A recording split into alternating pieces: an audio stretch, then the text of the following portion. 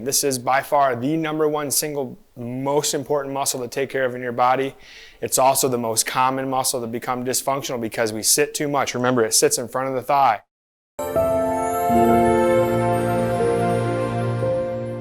I'm going to show you 3 different ways to stretch the hip flexor.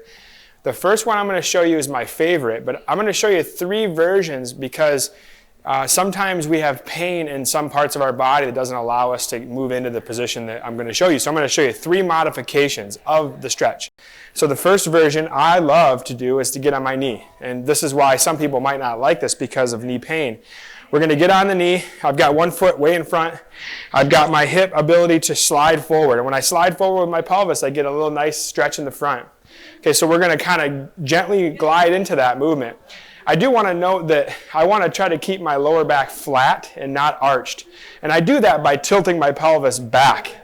That locks my lower back out of the equation, and then I can get more motion in the hip. So I start with 30 seconds front to back, moving my hip. Again, I feel a nice pull right in this area, in kind of the front of the groin. Then I'm going to go into a side-to-side motion with my hips. Okay? I'm going to do that for 30 seconds. Then I'm going to roll my hips or make my hips go around in counterclockwise circles, maybe 15 seconds counterclockwise and 15 seconds clockwise.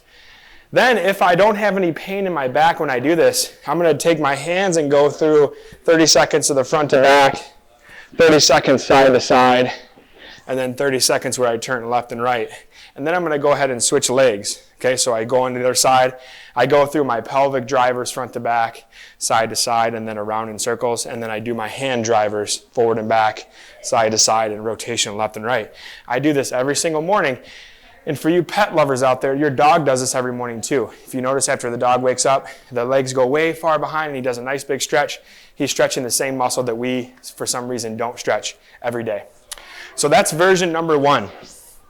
Version number 2 is going to involve a bed or a table or something elevated. And this is the least likely to cause a problem. It's also only done in one plane of motion. So it's the safest, but it's maybe not the most effective. So I want to get right on the edge of the table here. My hips are almost falling off the edge. I'm going to lay back, but I'm going to bring one knee and tuck my knee way up into my chest, and then I'm going to let my other leg just hang down. And I'm going to let gravity basically just let that leg hang down. And I'm going to lay here for about a minute, and I'm going to switch sides. Okay? So that's the easiest, least stressful version, but it's also the least effective.